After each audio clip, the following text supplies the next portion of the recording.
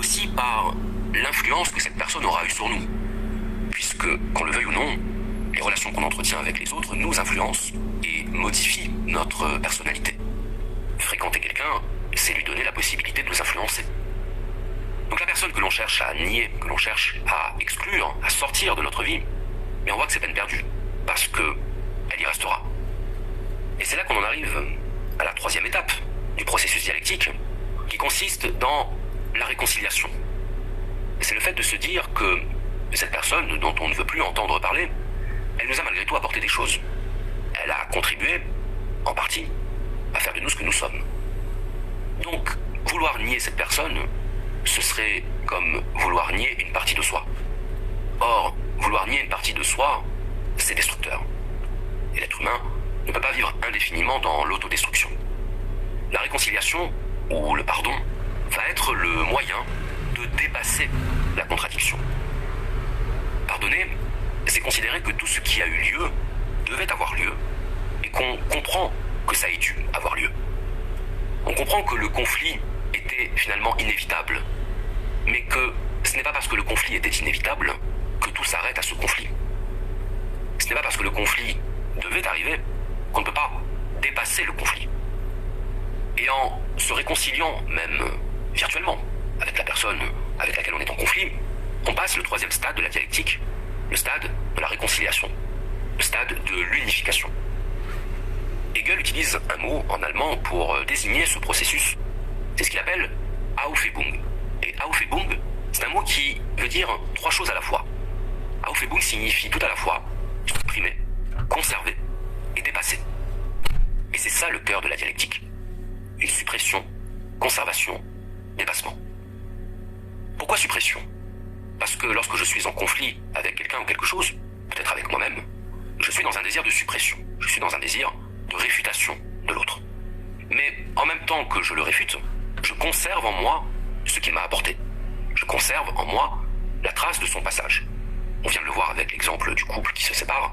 Je ne peux pas annuler l'expérience que j'ai eue avec l'autre. Je ne peux pas appuyer sur la touche reset sans que la relation ne soit conservée dans l'historique. Donc il y a conservation. Et il y a dépassement lorsque je surmonte la contradiction.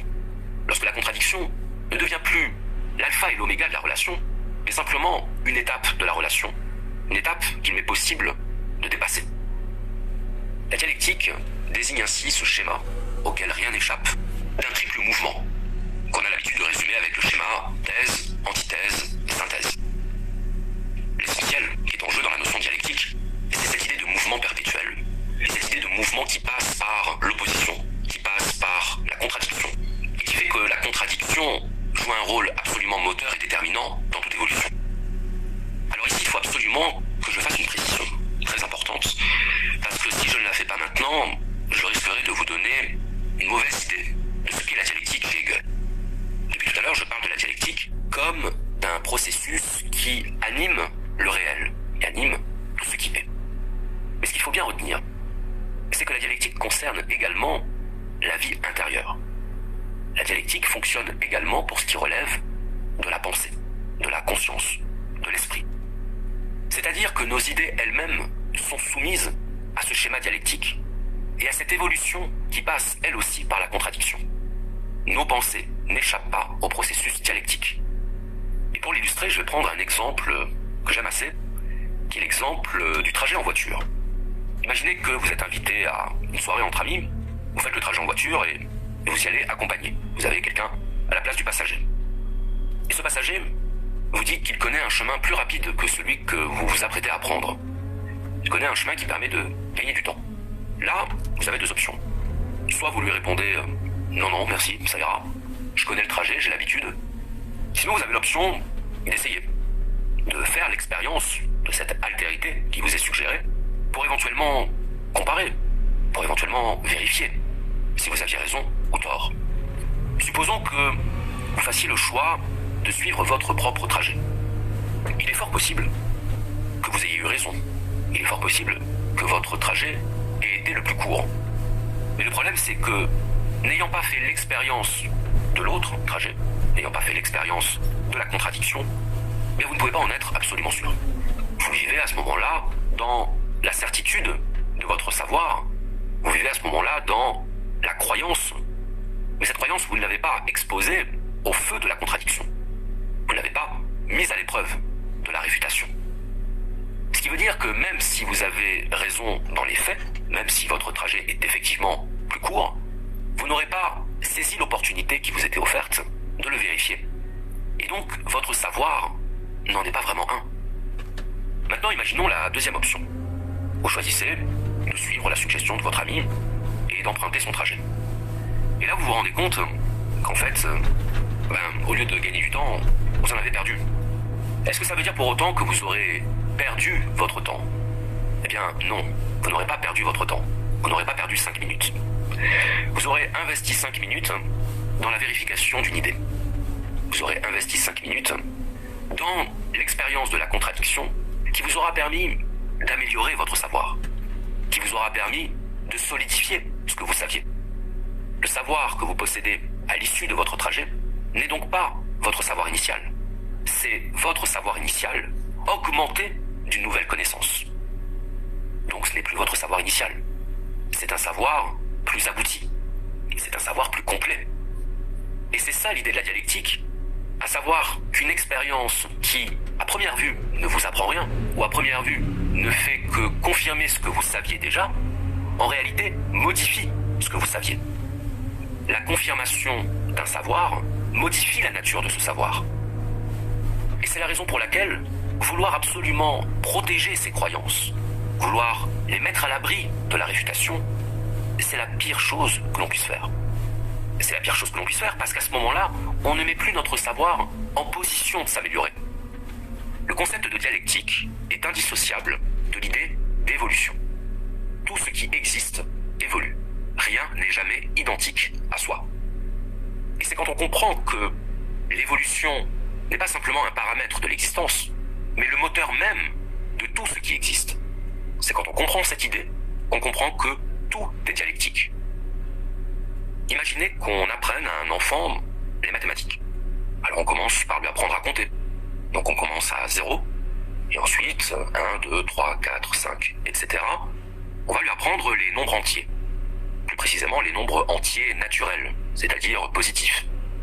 Mais lorsqu'on apprend ça à un enfant, on ne lui dit pas qu'il est en train d'apprendre les nombres entiers naturels. On lui dit qu'il est en train d'apprendre les nombres tout court. Donc, d'un point de vue totalement objectif, on lui ment à cet enfant, puisqu'on lui fait croire que les nombres se résument, se réduisent au nombre entier naturel. Pourquoi est-ce qu'on fait ça? On fait ça parce qu'on est conscient qu'on ne peut pas lui demander de retenir, à son âge, des notions aussi complexes que nombre entier naturel ou nombre relatif, et on trouverait pédagogiquement absurde de lui apprendre les nombres négatifs à ce stade de son apprentissage. Il va donc en passer par une première étape, les nombres entiers naturels, pour ensuite découvrir qu'il y a d'autres ensembles de nombres. Et c'est seulement lorsqu'il aura acquis, lorsqu'il aura enregistré cette première étape, qu'il pourra passer à l'étape suivante et se rendre compte que ce qu'il avait cru être la totalité du vrai, quand il se sera aperçu que ce qu'il croyait être vrai n'était que partiellement vrai, à ce moment-là, il pourra passer l'étape suivante de l'apprentissage. Et donc il va apprendre, par exemple, les nombres négatifs. Il avait besoin d'en passer par l'erreur, c'est-à-dire la partialité. Une erreur n'est jamais totalement une erreur du point de vue hegelien. Une erreur, c'est une connaissance partielle, c'est une connaissance incomplète. Donc l'erreur n'est pas à disqualifier en tant que telle. L'erreur est à assumer et à reconnaître parce qu'elle est la condition du progrès de la connaissance. La dialectique nous dit qu'on n'entre pas dans la vérité d'emblée, par un saut. On parvient à la vérité au terme d'un processus qui passe par une série de contradictions de ce que l'on croyait être vrai. Donc pour Hegel, il est nécessaire de se tromper. Il est nécessaire de passer par l'erreur. Car l'erreur n'est pas le contraire de la vérité. L'erreur est une marche sur le chemin de la vérité. Alors à ce moment-là, on pourrait se poser la question, mais pourquoi en passer par l'erreur? Est-ce qu'il ne serait pas plus simple d'arriver directement à la bonne réponse? Est-ce qu'on avait vraiment besoin de nier l'existence des nombres négatifs pour pouvoir ensuite les apprendre et les comprendre? Est-ce que j'ai besoin de me tromper de route pour me rendre compte que finalement, la route que je pensais être la bonne était effectivement la bonne? Est-ce que j'ai vraiment besoin d'en passer par l'erreur? Est-ce qu'il n'est pas plus simple de recevoir la vérité par quelqu'un qui la possède et de l'appliquer, de l'accepter comme étant la vérité. Est-ce que ce serait pas, au fond, beaucoup plus facile pour nous? Évidemment, je pense que, en même temps que je formule ma question, vous en déduisez vous-même la réponse. C'est que, si je fais ça, là ça suppose beaucoup trop de choses qui me font abandonner mon pouvoir de vérification, mon pouvoir d'apprentissage personnel. Et ça, Hegel le réfute. Pour Hegel, nous ne devons pas recevoir la connaissance d'une autorité extérieure. Donc ce qui veut dire une chose très importante d'un point de vue hegelien, c'est que la connaissance est toujours le fruit d'une expérience individuelle. À l'échelle de l'individu, la connaissance, elle procède d'une expérience personnelle. Alors qu'est-ce qu'on appelle une expérience personnelle? Bien pour Hegel, l'expérience, c'est tout ce qu'on vit. Avoir de la pratique dans un domaine, faire des rencontres, lire des livres, tout ça, ça fait partie de l'expérience personnelle. Nos réflexions, nos introspections, nos méditations, tout ça aussi, ça fait partie de l'expérience personnelle. Tout ce qu'on vit fait partie de l'expérience personnelle. Et tout ce qu'on vit participe du processus de la connaissance. Lorsque vous rencontrez quelqu'un, vous allez apprendre à faire connaissance avec cette personne. Et puis, au bout d'un certain temps, vous allez peut-être franchir une étape dans la relation. Par exemple, vous allez découvrir les défauts de la personne. Étant entendu que j'appelle ici défaut, ce qui constitue un défaut à vos yeux. À ce moment-là, peut-être, allez-vous faire l'expérience de la déception. De la déception parce que vous vous étiez peut-être construit une image de la personne. Et lorsque vous vous rendez compte que cette personne ne coïncide pas exactement avec l'image que vous vous en étiez faite, vous allez être déçu. Mais finalement, cette déception, ce n'est une déception que de votre point de vue. C'est vous qui aviez mis sur cette personne des attentes qu'elle n'était pour ainsi dire pas en mesure de satisfaire. Vous allez faire l'expérience de la déception et cette expérience en soi va représenter un apprentissage. Elle va représenter une évolution de ce que vous êtes et de ce que vous savez. Car pour peu que vous soyez attentif à ce sentiment de la déception, vous allez vous dire qu'après tout, cette personne a bien le droit d'être ce qu'elle est. Que vous n'avez peut-être pas le droit d'exiger que cette personne soit ce que vous avez voulu qu'elle soit. Cette expérience, a priori négative de votre point de vue, elle n'est donc pas que négative. Elle n'est pas que négative parce qu'elle aura apporté quelque chose de positif.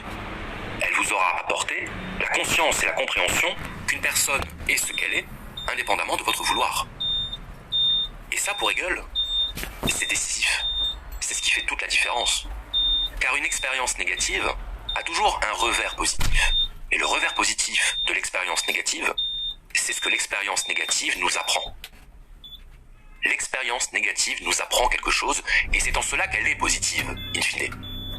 Elle n'est pas positive quand vous allez la vivre, elle devient positive quand vous l'aurez comprise. Et quand vous aurez compris qu'elle était nécessaire pour que vous compreniez.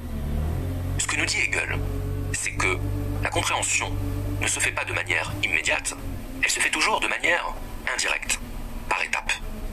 Et les étapes qui mènent à la compréhension sont toujours des étapes douloureuses parce qu'elles contredisent ce que l'on pensait savoir, ce que l'on croyait ou ce que l'on désirait. C'est ça la dialectique, et c'est ça la vertu de la dialectique.